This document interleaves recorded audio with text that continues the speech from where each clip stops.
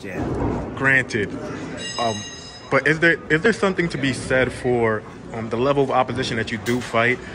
Because Spence has fought pretty much all of the top guys at 147. Crawford, not his fault, but he hasn't been able to fight those same level of guys. So is there something to be said that, hey, you think Crawford is going to win, but Spence has fought the better opposition. So does that make you kind of sway a little bit towards Spence, or are you just completely I mean, that Crawford? could. I mean, some guys typically would say, that great competition is definitely pushed the needle in Spence's favor because he's faced better competition. But they faced one guy that that's on both guys' resume, and that was Sean Porter. And you saw what went on with Sean Porter. So it's like, yeah, he fought better competition, but Spence didn't stop no Sean Porter. And people will argue, say, yeah, he didn't stop him. He didn't stop him. His dad stepped in and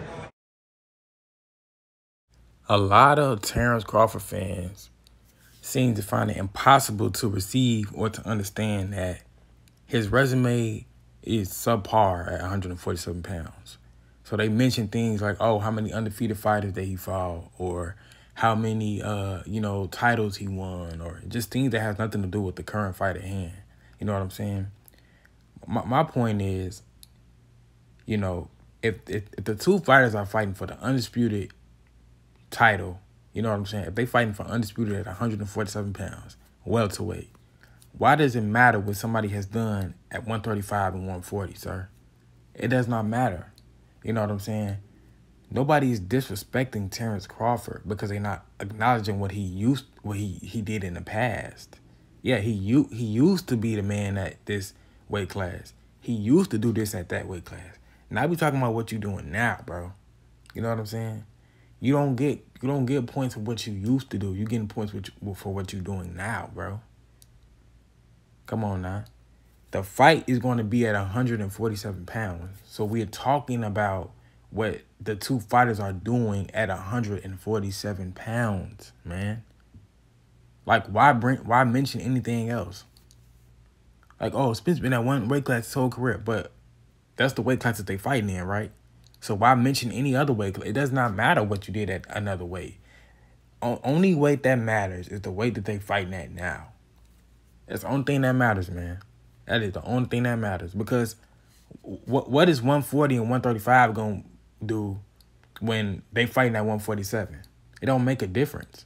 This dude has been at the weight class for years now and has not fought great competition. Now, the funny part about that is Timothy Bradley is willing to admit that he knows that Terrence Crawford has not fought better competition than Errol Spence. But somehow Terrence Crawford superfans or some of these weirdos keep saying that this dude has, fought all this good competition and trying to just justify for the competition that the dude has fought. And it's just sad to me, bro. Like, this dude clearly has had mediocre at best competition. I mean, come on, man. Look who he won a title from. And people like to say, like, oh, well, Errol Spence tried to fight Jeff Horn. Yeah, but he had already fought a legitimate champion at 147 and beat him already. You know what I'm saying? Come on now. He fought Kell Brook, who was undefeated at welterweight, and took his title from him. It don't matter if he tried to call out Jeff Horn or not. Dude, that was Terrence Crawford first fight at that weight class. He fought the weakest dude. Come on, man. Spence already proved himself by going across the pond and fighting Kell Brook already. Stop it, bro. Stop it. He already proved himself already. When people say he was going to lose to Chris Algieri because Chris Algieri was the biggest step of his career. Like, oh, he going to test Spence. He going to outbox Spence. People like Chris Colbert and all these other guys were saying that he was going to lose.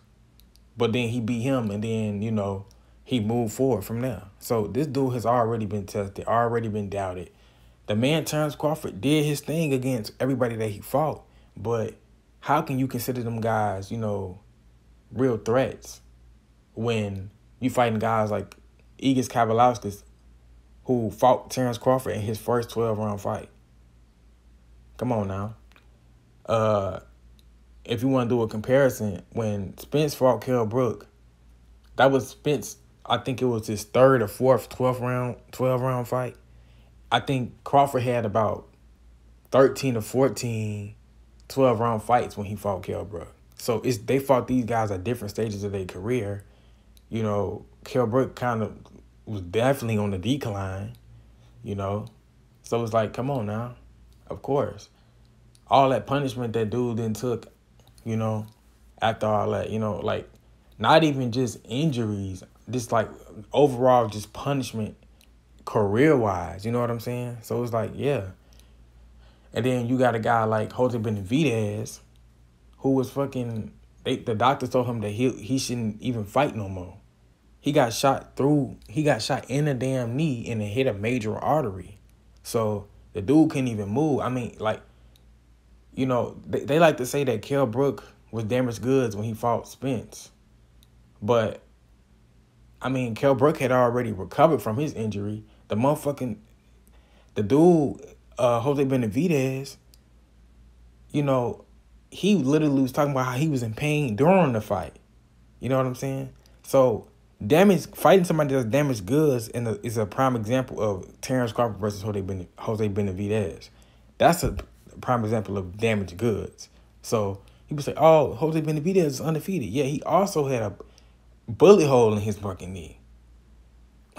Like, come on. But that's going to be legitimate competition? Come on. The fact of the matter is, Terrence Crawford competition is just mediocre at 147 pounds. You're fighting guys who clearly shouldn't be in the ring with you if they got a fucking bullet hole in their knee.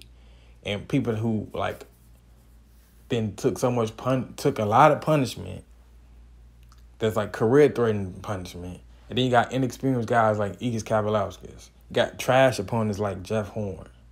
You know what I'm saying? So it's like, it's crazy, man. I mean, how can you sit up there and say that this dude competition is this and that? You know what I'm saying?